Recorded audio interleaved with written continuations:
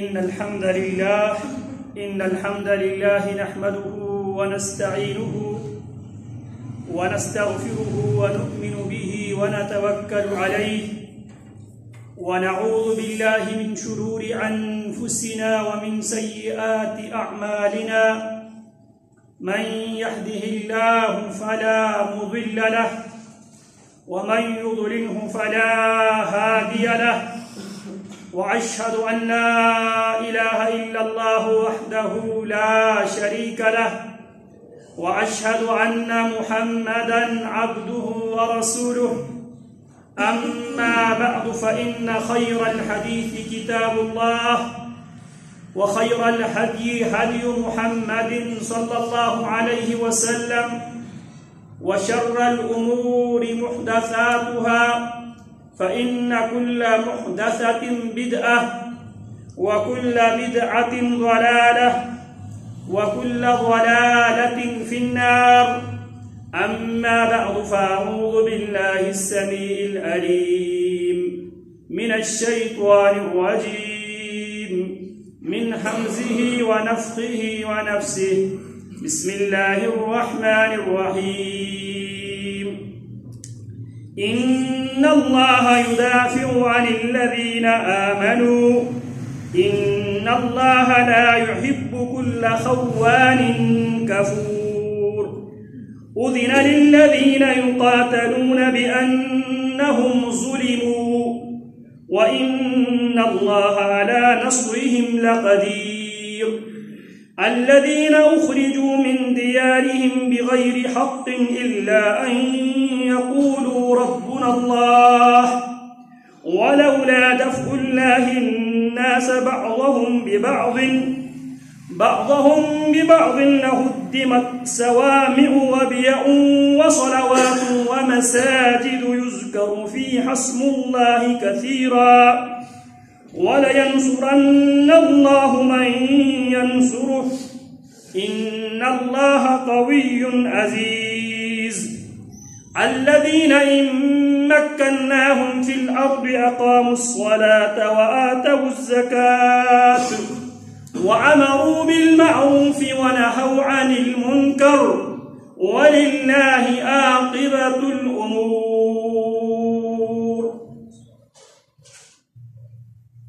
قرآن مجید فرقان حمید کی مبارک سورتوں میں سے ایک سورت جسے سورۃ الحج کہا جاتا ہے. سورۃ الحج میں اللہ رب العالمین فرماتے ہیں ان اللہ یدافع عن الذین آمنوا، بے شک یقیناً اللہ رب العالمین اہل ایمان کی دفاع کرتا ہے. ان اللہ لا يحب كل خوان کفور،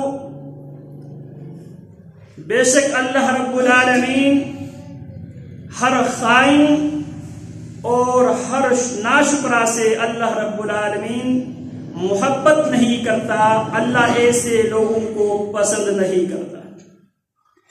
اذن للذین یقاتلون بأنہم ظلموا، ان لوگوں کو اجازت دے دی گئی ہے جن سے لڑائی کی جاتی ہے، بأنہم ظلموا، کیونکہ ان پر ظلم کیے گئے ہیں.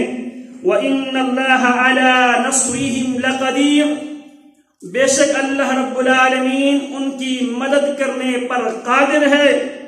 الَّذِينَ أُخْرِجُوا مِن دِيَارِهِمْ، جن کو لڑائی کی اجازت دے دی گئی ہے. الَّذِينَ أُخْرِجُوا، وہ لوگ جنہیں نکال دیے گئے. مِن دِيَارِهِمْ، ان کے گھروں سے. بغیر حق، بغیر کسی حق کے، ناحق جن کے گھروں سے بے گھر کیے گئے. الا ان یقولوا ربنا اللہ، ان کا جرم صرف یہ تھا وہ دنیا میں یہ دعوت دیا کرتے تھے، دنیا میں وہ یہ عقیدہ رکھا کرتے تھے ربنا اللہ، ہمارے خالق و مالک، ہماری بگڑی بنانے والا، ہماری مشکل کشائی کرنے والا، ہماری حاجت روائی کرنے والا ہمیں شفا دینے والا، اموال و اولاد دینے پر قادر صرف اور صرف اللہ ہے۔ وَلَوْلَا دَفْعُ اللَّهِ النَّاسَ بَعْضَهُمْ بِبَعْضٍ، اگر اللہ رب العالمین لوگوں کو لوگوں سے نہیں ہٹاتا تو دنیا میں کیا ہوتا؟ لَهُدِّمَتْ صَوَامِعُ، راہبوں کی جھونپڑیاں بری طرح ڈھائے جاتے، وَبِيَعٌ، اور یہودیوں کے عبادت خانے، وَصَلَوَاتٌ، اور عیسائیوں کے گرجے گھر ڈھائے جاتے، وَمَسَاجِدُ يُذْكَرُ فِيهَا اسْمُ اللَّهِ كَثِيرًا، اور ان مسجدوں کو بھی ڈھائے جاتے، گرائے جاتے جہاں کثرت کے ساتھ اللہ کے ذکر کیا جاتا ہے۔ وَلَيَنْصُرَنَّ اللَّهُ مَنْ يَنْصُرُهُ، اور اللہ کی سنت یہ ہے وَلَيَنْصُرَنَّ اللَّهُ، اللہ ضرور بضرور ان لوگوں کی مدد کرتا ہے، مَنْ يَنْصُرُهُ، جو اللہ کی مدد کرتا ہے۔ یا ایھا الذین آمنوا ان تنصروا اللہ ینصرکم ویثبت اقدامکم، یا ایھا الذین آمنوا، اے لوگوں جو ایمان لائے ہو، ان تنصروا اللہ، اگر تم اللہ کی مدد کرو گے، ینصرکم، اللہ تمہاری مدد کرے گا، وَيُثَبِّتْ أَقْدَامَكُمْ، اللہ تمہیں ثابت قدمی عطا فرمائے گا۔ یہاں پر اللہ فرماتے ہیں وَلَيَنْصُرَنَّ اللَّهُ مَنْ يَنْصُرُهُ، اللہ اس کی مدد کرتا ہے جو اللہ کی مدد کرتا ہے، جو اللہ کے دین کے لیے، اعلائے کلمت اللہ کے لیے، اللہ کی توحید کو دنیا میں پھیلانے کے لیے لڑتا ہے، اللہ ان کی ضرور مدد کرتا ہے۔ ان اللہ قوی عزیز، کیونکہ اللہ رب العالمین سب سے زیادہ طاقتور، پاورفل، عزیز، اللہ سب پر غالب ہے، یہ اللہ کی سنت ہے۔ پھر اس کے بعد اللہ رب العالمین مسلم حکمرانوں سے، جن کو اللہ حکمرانی عطا کرتا ہے، جن کو اللہ امارت و ریاست و بادشاہت و حکومت دیتا ہے، اللہ ان کی ذمہ داری بیان کرتے ہوئے فرماتے ہیں الذین ان مکناہم فی الارض، وہ لوگ اگر جن کو ہم زمین میں صدارت دیتے ہیں، خلافت دیتے ہیں، بادشاہت دیتے ہیں، امارت دیتے ہیں، ان کی بنیادی ذمہ داری یہ ہے اقاموا الصلاۃ، نمازوں کو قائم کرنا، نمازوں کی امامت کرنا، نمازوں کی اہتمام کرنا۔ اقامت صلاۃ مسلم حکمرانوں کی پہلی ذمہ داری ہے۔ سیدنا عمر ابن الخطاب رضی اللہ تعالی عنہ جہاں جہاں امیر مقرر کرتے، گورنر مقرر کرتے، گورنر کو خلیفۃ المسلمین یہ آرڈر جاری کرتے ان من اہم امورکم الی الصلاۃ، تمہاری ذمہ داریوں میں سے میرے نزدیک سب سے اہم ترین ذمہ داری نماز ہے۔ فمن ضیعها فهو لما سواه عصیہ، جو نمازوں کو ضائع کرتا ہے وہ دوسری ذمہ داریوں کو اس سے زیادہ ضائع کرتا ہے، اور خود امیر المؤمنین بحیثیت خلیفہ، بحیثیت امیر المؤمنین نماز کی اتنی فکر لاحق ہوتی جناب عمر رضی اللہ تعالی عنہ کو، جب جناب عمر رضی اللہ تعالی عنہ پہ ابو لؤلؤ المجوسی فجر کی نماز میں سورت یوسف کی تلاوت کرتے ہوئے بعض نے یہ بھی کہا ہے، جناب عمر رضی اللہ تعالی عنہ سورہ یوسف کی عموماً تلاوت کیا کرتے تھے، اور سورہ یوسف اس ماحول میں اللہ رب العالمین نے پیارے پیغمبر علیہ السلام پر سورت یوسف اتاری ہے۔ جب پیارے پیغمبر علیہ السلام پریشانی کے ایام گزار رہے تھے، آپ علیہ السلام کی معاون داخلی بھی اور معاون خارجی بھی اندرونی طور پر آپ علیہ السلام کے ساتھ دینے والی، آپ کے ساتھ مشکل گھڑی میں کھڑی ہونے والی سیدتو نساء اہل الجنہ کی والدہ ماجدہ، جن کے بارے میں پیارے پیغمبر فرمایا کرتے تھے مردوں میں سے بہت سے افراد کمال کے درجے پا چکے ہیں اور عورتوں میں سے چند خوش نصیب عورتیں ایسی ہیں جو درجہ کمال حاصل کرنے میں کامیاب ہو چکی ہے۔ فرماتے ہیں مریم ابنت عمران، عمران کی بیٹی مریم کمال حاصل کر چکی ہے، وعاصیۃ امرأۃ فرعون، اور فرعون کی بیوی آسیہ کمال کی درجہ، کمال کی سیڑھی وہ چڑھ چکی ہے، وخدیجۃ بنت خویلد، اور تیسرے نمبر پر خدیجہ بنت خویلد رضی اللہ تعالی عنہا، وہ بھی کائنات کے کامل ترین خواتین میں سے تھی۔ تو سیدہ خدیجہ رضی اللہ تعالی عنہا جو مشکل حالات میں، کٹھن گھڑیوں میں پیارے پیغمبر علیہ السلام کے ساتھ دیوار کی طرح کھڑی رہتی تھی، جب پیارے پیغمبر پر پہلی بار وحی آتی ہے، وحی سے پیارے پیغمبر علیہ السلام خوفزدہ پریشان واپس آتے ہیں، امی جان پیارے پیغمبر کے ساتھ دیتی ہے، کھڑی ہو جاتی ہے، پیارے پیغمبر کو حوصلہ اور دلاسا دیتی ہے اور یہ کہتی ہے کلا واللہ لن یضیعک اللہ ابدا، اللہ کی حبیب آپ کو پریشان ہونے کی ضرورت نہیں ہے، آپ کو خوفزدہ ہونے کی ضرورت نہیں ہے، اللہ آپ کو کبھی بھی ضائع نہیں کرے گا۔ یہ دعویٰ کرتی ہے کون؟ امی خدیجہ رضی اللہ تعالی عنہا، اور پیارے پیغمبر علیہ السلام کی 5 خوبیاں بطور دلیل پیش کرتی ہے۔ انک لتصل الرحم وتقری الضیف وتحمل الکل وتکسب المعدوم وتعین علی نوائب الحق، اللہ آپ کو کبھی ضائع نہیں کرے گا۔ وجہ کیا ہے؟ آپ صلہ رحمی کرتے ہیں، آپ غریبوں کو کما کر کھلاتے ہیں، آپ لوگوں کے بوجھ اٹھاتے ہیں، آپ مہمانوں کی مہمان نوازی کرتے ہیں، اور آپ ہر صاحب حق کے ساتھ کھڑے ہوتے ہیں چٹان کے طرح۔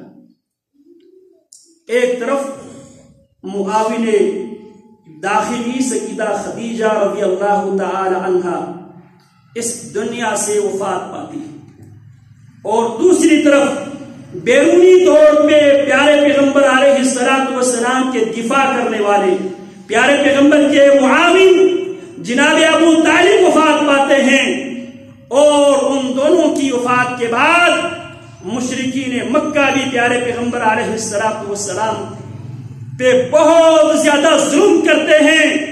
ان حالات میں اللہ رب العالمین نے اپنے نبی کو دلاسا دینے کے لیے، اپنے نبی کو یہ بات سمجھانے کے لیے، میرے نبی یہ پریشانیاں وقتی ہے، یہ آزمائش وقتی ہے، اس آزمائش نے ختم ہو جانا ہے، اور انشاءاللہ جس طرح جناب یوسف علیہ السلام کی زندگی میں پریشانیاں آئی، آزمائشیں آئی، یوسف نے اپنے تعلق کو اپنے خالق و مالک کے ساتھ قائم رکھا۔ اللہ نے یوسف علیہ السلام کو سرخ روئی سے، اللہ نے یوسف علیہ السلام کو زمین کے اندر بادشاہت عطا فرمائی، اور میرے پیغمبر اللہ رب العالمین آپ کو بھی وہی سب کچھ دینے والا۔ تو جناب عمر رضی اللہ تعالیٰ عنہ کی میں بات کر رہا تھا، سورہ یوسف کی عموماً تلاوت کیا کرتے تھے اور رویا کرتے تھے فجر کی نماز میں۔ جب یہ پڑھتے پڑھتے یہاں پہ پہنچے انما اشکو بسی وحزنی الی اللہ واعلم من اللہ ما لا تعلمون، اسی دوران ابو لؤلؤ فیروز مجوسی جناب عمر رضی اللہ تعالی عنہ پر وار کرتا ہے، حملہ کرتا ہے۔ امیر عمر رضی اللہ تعالی عنہ زخمی ہوتے ہیں، زخمی کے تاب نہ لاتے ہوئے امیر عمر رضی اللہ تعالی عنہ بے ہوش ہوتے ہیں۔ ہوش دلانے کی پوری کوشش کی جاتی ہے، امیر عمر رضی اللہ تعالی عنہ کو ہوش نہیں آتے، تو جناب عمر رضی اللہ تعالی عنہ کے ایک مزاج شناس کہنے لگا سیدنا عمر رضی اللہ تعالی عنہ کو زندگی میں سب سے زیادہ جس چیز کی فکر لاحق ہوتی تھی وہ نماز ہے. تو لہذا ہم نماز کے نام لیتے ہیں کہیں امیر عمر کو ہوش آئے. تو ساتھ بیٹھے ہوئے ساتھی نے الصلاۃ الصلاۃ قد صلیت یا امیر المؤمنین، نماز نماز نماز، امیر المؤمنین نماز پڑھی جا چکی ہے. جناب عمر رضی اللہ تعالی عنہ کو ہوش آئے. جن کو اللہ زمین میں جگہ دیتا ہے ان کی ذمہ داری کیا ہے؟ پہلی ذمہ داری اقاموا الصلاۃ، وہ نماز قائم کرتے ہیں. وآتوا الزکات، وہ زکات ادا کرتے ہیں. تیسری ذمہ داری وامروا بالمعروف، وہ معروف کی حکم دیتے ہیں، معروف کی دعوت دیتے ہیں. چوتھی ذمہ داری ونہوا عن المنکر، منکر سے لوگوں کو روکتے ہیں. اور منکر سے روکنے کی شریعت نے 3 سٹیج بیان کیے ہیں. 3 سٹیج. رسول اللہ صلی اللہ علیہ وسلم فرماتے ہیں من رعا منکم منکرا فلیغیرہ بیدہ فإن لم يستطع فبلسانه فإن لم يستطع فبقلبه وذلك أضعف الإيمان. من رأى منكم منكرا، تم میں سے کوئی بھی جب بھی کوئی منکر دیکھے فلیغیرہ بیدہ، اس منکر کو ہو سکے تو ہاتھ سے بزور بازو طاقت کے بل بوتے اس منکر کو روکے. یہ حکمرانوں کی ذمہ داری ہے، یہ ریاست کی ذمہ داری ہے. منکر کو بائی فورس طاقت کی بنیاد پہ بزور بازو منکر کو روکنا، منکر کو دبوچنا، منکر کو مٹانا، منکر کو ختم کرنا، منکر کو ملیا میٹ کرنا، منکر کو تحقیق کرنا، یہ حکمرانوں کی ذمہ داری ہے. فَإِن لَّمْ يَسْتَطِعْ فَبِلِسَانِهِ، جو اہل علم کی ذمہ داری ہے، جو مسجد و محراب کے ذمہ داروں کی ذمہ داری ہے، جو گھر کی سربراہ کی ذمہ داری ہے، جو خاندان کے بڑے کی ذمہ داری ہے. فَبِلِسَانِهِ، گھر کے سربراہ کی ذمہ داری ہاتھ سے بھی ہے اور زبان سے بھی ہے. رسول اللہ صلی اللہ علیہ وسلم فرماتے ہیں مُرُوا صِبْيَانَكُمْ بِالصَّلَاةِ وَهُمْ أَبْنَاءُ 7 سنين وَاضْرِبُوهُمْ عَلَيْهَا وَهُمْ أَبْنَاءُ 10 سنين. یہ حکم گھر کے سربراہ سے محمد الرسول اللہ صلی اللہ علیہ وسلم کا ہے. مُرُوا صِبْيَانَكُمْ بِالصَّلَاةِ، اپنے بچوں کو نماز پڑھنے کا حکم دو، اپنے بچوں کو نماز کی تربیت دو. کب؟ وَهُمْ أَبْنَاءُ 7 سنين، جب وہ 7 سال کی عمر کا ہو جائے.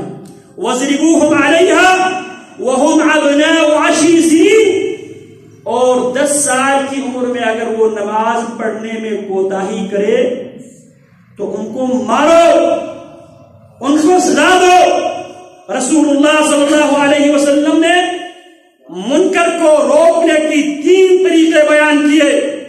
پہلا طریقہ فَلْيُغَيِّرْهُ بِيَدِهِ، یہ ریاست کی ذمہ داری ہے. جبکہ آپ بھی 5 مرلے کی ریاست کے ذمہ دار ہے. اگر آپ کی ریاست کے اندر شریعت کی اگر کوئی مخالفت کوئی کر بیٹھے، بحیثیت ذمہ دار آپ کو بھی حکم ہے کہ ہاتھ سے اس منکر کو، اس برائی کو روکنے کا. جہاں پہ آپ کو ہاتھ استعمال کرنے کا، ہاتھ اٹھانے کا، ہاتھ چلانے کی اجازت نہیں، وہاں پہ آپ کی ذمہ داری ہے کہ آپ زبان سے ان کو سمجھائیں، ان کو حق بیان کریں. اگر آپ زبان سے بھی بیان کرنے کی ہمت، طاقت، قدرت نہیں رکھتے تو کم سے کم دل میں برائی کو برائی سمجھے. وَذَلِكَ أَضْعَفُ الْإِيمَانِ، رسول اللہ فرماتے ہیں یہ ایمان کے سب سے کمزور ترین درجہ. الَّذِينَ إِن مَّكَّنَّاهُمْ فِي الْأَرْضِ أَقَامُوا الصَّلَاةَ وَآتَوُا الزكاة وأمروا بالمعروف ونهوا عن المنكر ولله عاقبة الأمور. اور کاموں کا انجام، رزق، نتیجہ اللہ پر چھوڑے، یہی توکل ہے. جو کچھ آپ کے پاس وسائل دستیاب ہے ان وسائل کو بروئے کار لائیے، نتیجہ اینڈ رزق اللہ پہ چھوڑے. اللہ اکبر کبیرہ. آج ہمارا پالا بھی، آج ہمارا واسطہ بھی ایک ایسی قوم سے جس کے بارے میں اللہ فرماتے ہیں من کان عدوا للہ وملائکتہ ورسلہ وجبریل ومیکال فإن اللہ عدو للکافرین. جو اللہ کا دشمن ہو، جو ملائکہ کا دشمن ہو، جو رسولوں کے دشمن ہو، جو جبریل اور میکائیل کا دشمن ہو، فإن اللہ عدو للکافرین.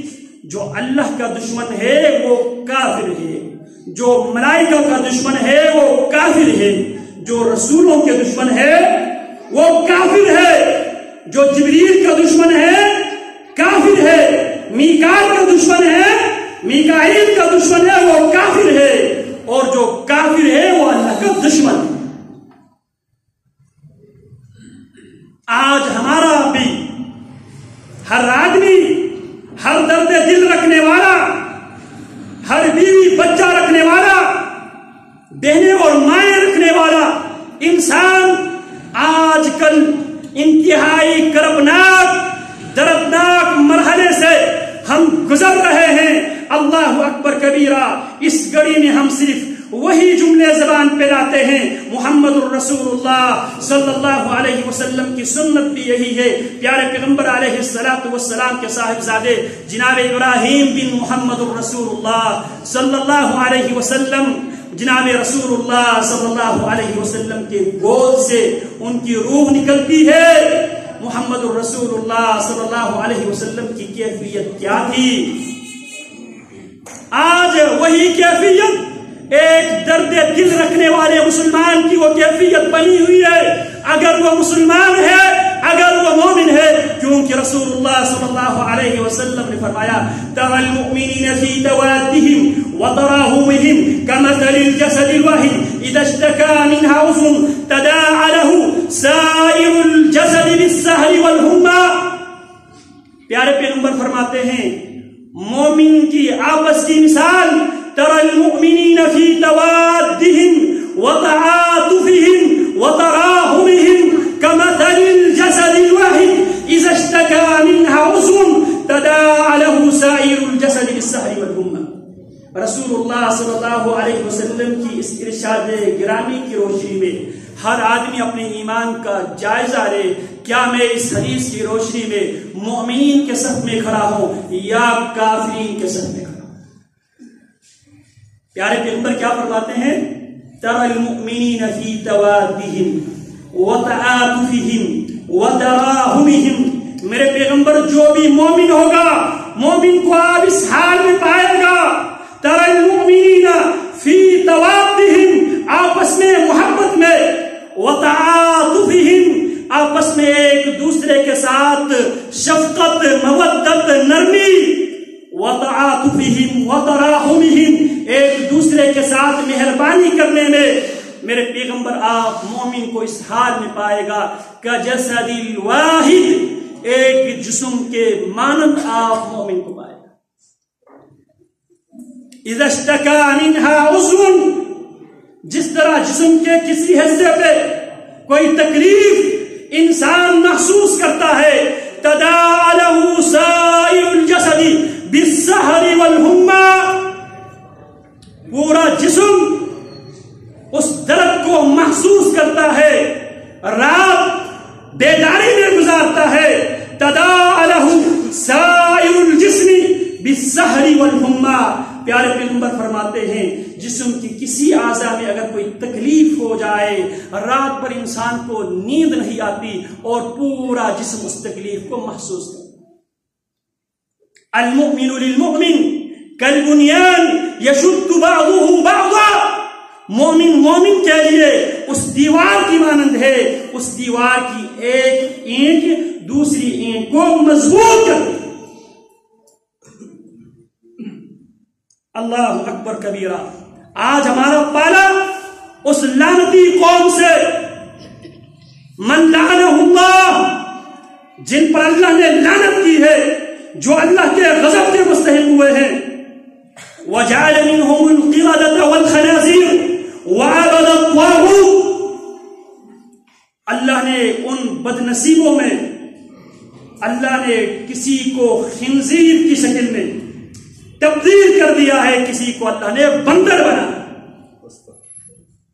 احفاد القردة والخنازیر سے آج امت کا پالا پڑا ہوا ہے، اور اس حوالے سے ہر آدمی پریشان ہے، کچھ کر نہیں سکتے. میں نے پچھلے خطبہ میں بھی عرض کیا تھا، دفاع کرنے کے لیے، ان سے لڑنے کے لیے ہم نے فوج رکھے ہیں. یہ ریاست کی ذمہ داری ہے. جس طرح ریاست نے پچھلے دنوں ایک میزائل کا کامیاب تجربہ کیا ہے، اور اس میزائل کا نام ابابیل رکھا ہے. ابابیل میزائل کے تجربہ کرنے والوں، تمہیں معلوم ہونا چاہیے ابابیل کو میرے رب نے اس وقت لانچ کیا تھا جب مکہ مکرمہ میں بیت اللہ کو گرانے کے لیے، بیت اللہ کو ڈھانے کے لیے، بیت اللہ کو تباہ و برباد کرنے کے لیے ابرہا لاؤ لشکر سمیت خانت اللہ کی طرف آیا تھا. خانت اللہ کو گرانے کے لیے، خانت اللہ کو ملیامین کرنے کے لیے جب ابرہا آیا تھا. اللہ اکبر کبیرہ. ابرہا جب مکہ کے حدود میں داخل ہوا، ابرہا جس وادی میں پہنچا، اس وادی میں جناب عبد المطلب جو مکہ کے سردار ہوا کرتے تھے، اس کے اونٹ تھے، اونٹ، ان اونٹوں پہ ابرہا قابض ہو جاتے ہیں. مکہ والے ابرہا کے نام سن کر مختلف علاقوں میں چلے جاتے ہیں، علاقہ خالی کر لیتے ہیں. اللہ اکبر کبیرہ. اسی حالات میں جناب عبد المطلب ابرہا کے پاس یہ مطالبہ لے کر گئے، مجھے میرے اونٹ واپس کر دیے جائے. میرے اونٹوں کو آپ کی فوج نے زبردستی قبضہ کر لیا ہے، مجھے میرے اونٹ واپس کر دیے. جب ابرہا نے سنا مکہ کے سردار عبد المطلب مجھ سے ملنے کے لیے آ رہے ہیں، اس نے جناب عبد المطلب کو پروٹوکول دیتے ہیں، استقبال کرتے ہیں اس کے فوج. اور وہاں پہ جب عبد المطلب ابرہا کے روبرو جب پہنچا، عبد المطلب کہنے لگا مجھے میرے اونٹ واپس چاہیے. آگے سے ابرہا کیا کہتا ہے، میں تو خانہ کعبہ کو، تمہاری مقدس مسجد کو گرانے کے لیے میں آیا ہوں، اور تمہیں اونٹوں کا فکر لائق ہے. تو اس وقت جناب عبد المطلب نے ایک جواب دیا تھا، وہ جواب سن لو، انا رب العلم وللبیت رب یحمی. ابرہا سن لے، انا رب العلم، میں اونٹوں کا مالک ہوں، لہذا میں اپنے اونٹوں کا تقاضا کرنے کے لیے تیرے پاس آیا ہوں. وللبیت رب یحمی، رہا جو بات تو کر رہا ہے، جس مشن کے لیے تو آیا ہے، وللبیت رب یحمی، اس گھر کا اپنا مالک ہے، اس گھر کو مالک خود بچائے گا. اور جب مالک کی گھر ڈھانے کے لیے جب ابرہا حدود مکہ میں داخل ہوا، اللہ رب العالمین نے ابابیل کو ان حالات میں اللہ رب العالمین نے لانچ کیا. یہ انسانی تاریخ میں پہلی بار فضائی بمباری ہوئی ابرہا اور اس کے علاوہ لشکر پر. ألم تر كيف فعل ربك بأصحاب الفيل ألم يجعل كيدهم في تضليل وأرسل عليهم طيرا أبابيل ترميهم بحجارة من سجيل فجعلهم یہ بات بھی ذہن نشین کر لے.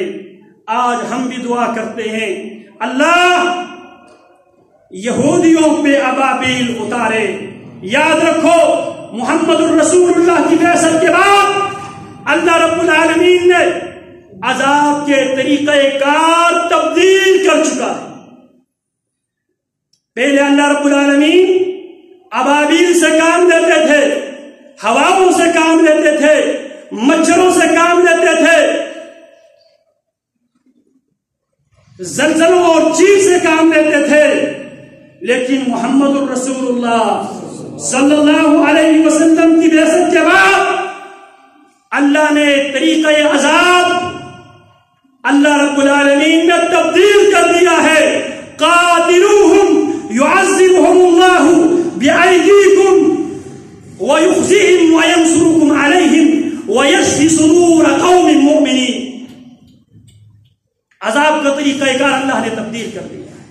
قاتلوہم, مسلمانوں تم ان سے لڑائی کرو, تم ان سے قتال کرو. يعذبهم اللہ, اللہ انہیں عذاب دے گا. بأيديكم, اللہ کیسے عذاب دے گا انہیں؟ بِأَيْدِيكُمْ, اللہ تمہارے ہاتھوں عذاب دے گا. اسی لیے رسول اللہ صلی اللہ علیہ وسلم نبی رحمت بھی ہے اور نبی ملحمہ بھی ہے. بُعِثْتُ بِالسَّيْفِ, مجھ محمد کو رب محمد نے تلوار دے کر بھیجا ہے. باوجود اس کے اس حدیث کے اندر محدثین نے کلام ضرور کیا ہے. پیارے پیغمبر کیا فرماتے ہیں؟ بُعِثْتُ بِالسَّيْفِ, مجھے میرے رب نے تلوار دے کر بھیجا ہے.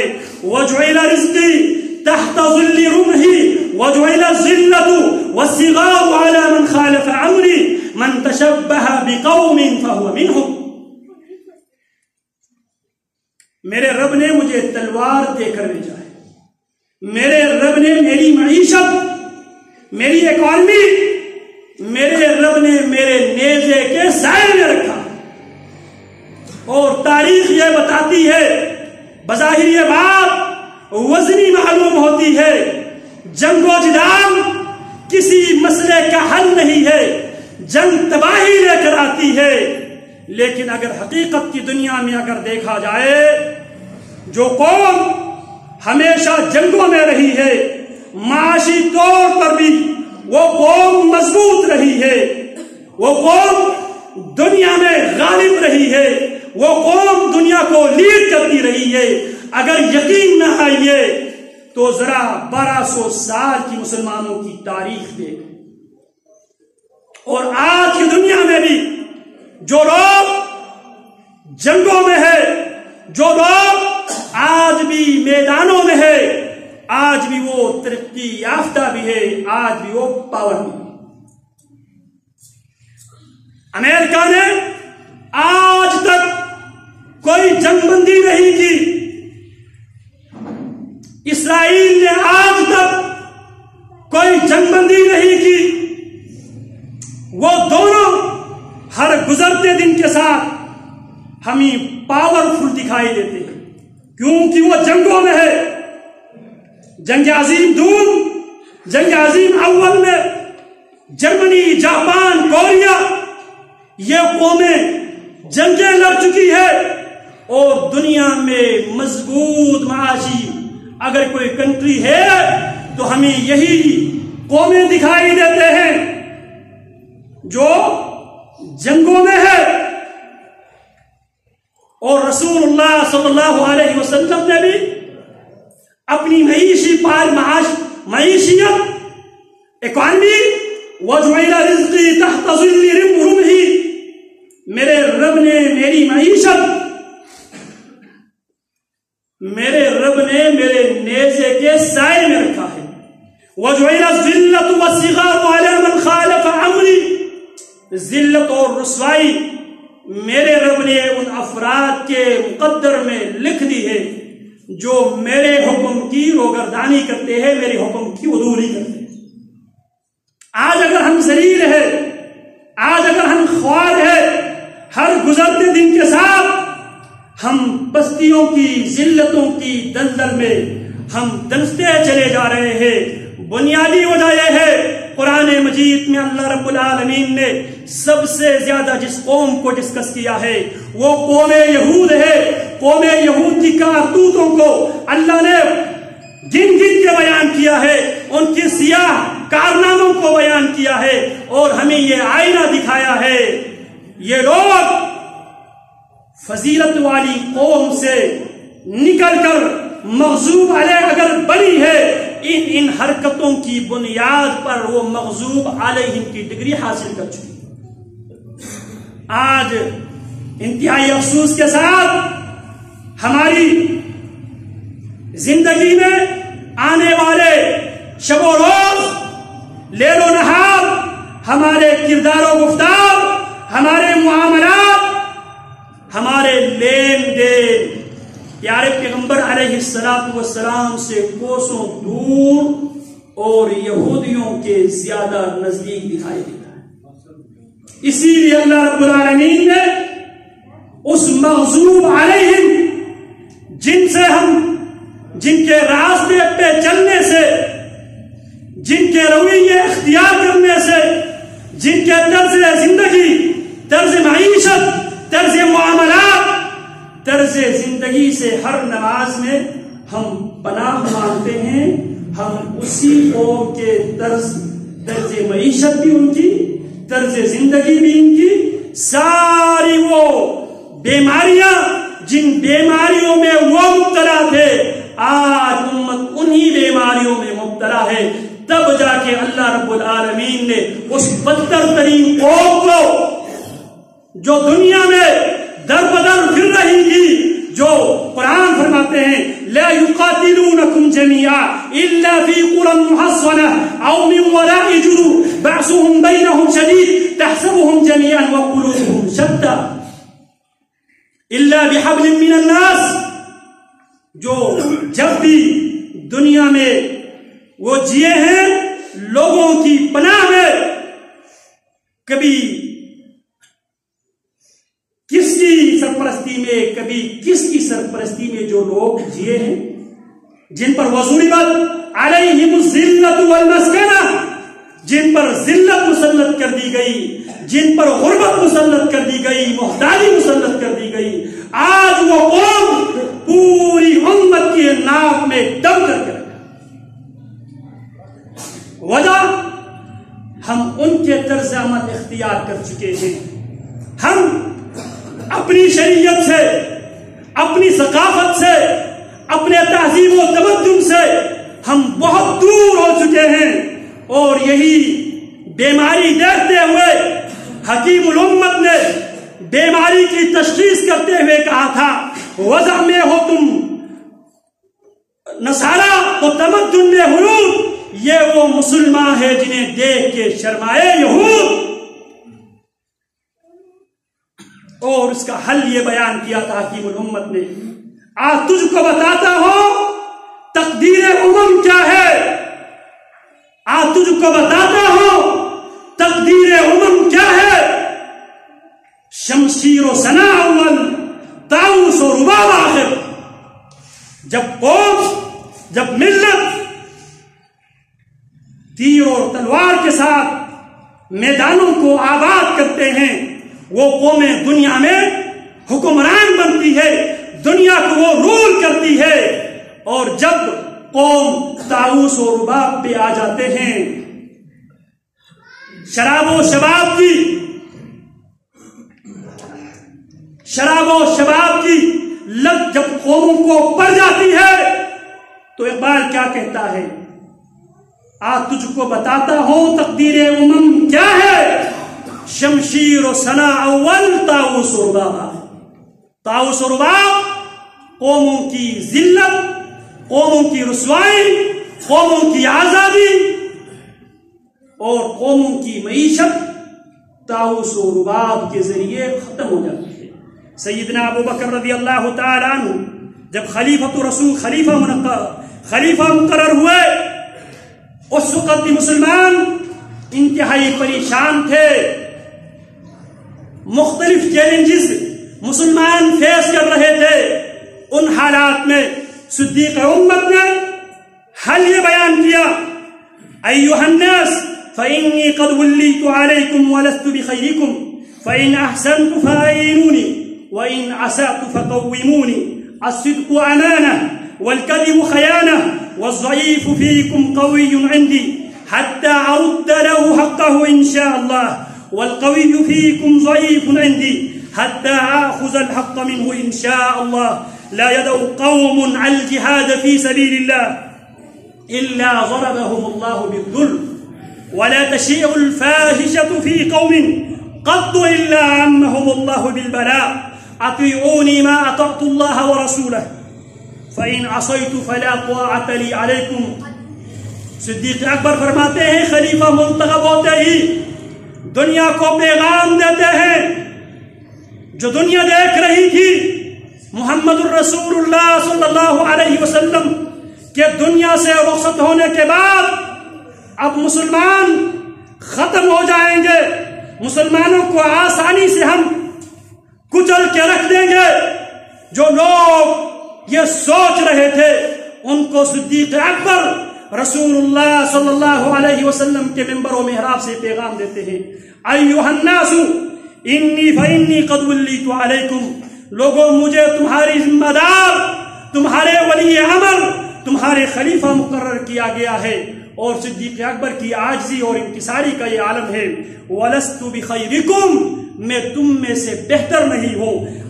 فإن احسنت فأعینونی، جب تک میں احسان سے کام لو، جب تک میں کتاب و سنت پر عمل کرو تو میری مدد کرنا، میرے ساتھ دینا. وَإِنْ أَسَعْتُ فَقَوِّمُونِي، جہاں جہاں میں کتاب و سنت کے دائرے سے نکلوں فَقَوِّمُونِي، مجھے سیدھا کر کے کتاب و سنت کے دائرے میں واپس لیا. الصدق امانہ، صداقت سچائی امانت ہے. والکذب خیانہ، جھوٹ دروغ گوئی خیانت ہے.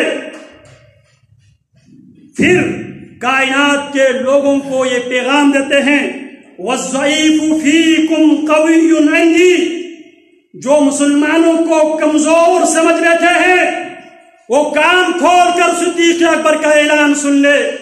والضعیف فیکم قوی عندی، تم میں جو کمزور ہے وہ ابو بکر کی نگاہوں میں، ابو بکر کی نظر میں وہ سب سے طاقتور ہے.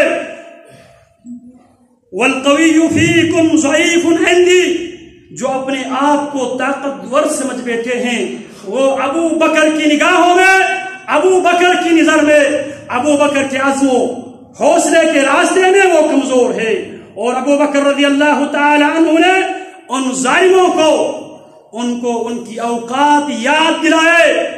2.5 سال کے مختصر سی مدت میں 2 سال 4 مہینے کے اندر محمدی رگ قائم کر کے، محمدی شریعت قائم کر کے، ہر طرح کے فتنوں کو مٹا کر، دبا کر، کچل کر، ابو بکر رضی اللہ تعالی عنہ جب دنیا سے جا رہے تھے، ایک طرف ابو بکر رضی اللہ تعالی عنہ کی لشکر رومن امپائر سے خالد بن الولید، ابو عبیدہ بن الجراح، عمر بن عاص، یزید بن ابی سفیان، ابو سفیان بن الحارث، معاذ بن جبل، ان کی قیادت میں رومن امپائر کے خلاف برسر پیکار تھے. دوسری طرف شرحبیل بن حسنہ رضی اللہ تعالی عنہ کی قیادت میں پرشین امپائر کو چیلنج کر رہے تھے. ان کے سرحدوں پہ جو اپنے آپ کو طاقتور سمجھ بیٹھے تھے، ابو بکر نے انہیں بتایا جو اپنے آپ کو طاقتور سمجھتے ہیں وہ میرے نزدیک انتہائی کمزور ہیں. اللہ اکبر کبیرہ. صدیق اکبر رضی اللہ عنہ فرماتے ہیں، لا يدعو قوم الجہاد فی سبیل اللہ، جب بھی قوم جہاد فی سبیل اللہ کو چھوڑ دیتی ہے تو قوموں کی مقدر، قوموں کی قسمت کیا بنتی ہے؟ الا ضربهم اللہ بالذل، جب قوم جہاد و قتال سے پیچھے رہتی ہے تو اللہ رب العالمین ایسے لوگوں کو، ایسی قوموں کو اللہ ذلیل کرتا ہے، اللہ ان کو رسوا کرتا ہے، اور اللہ ان کے اوپر بندروں کی نسل کو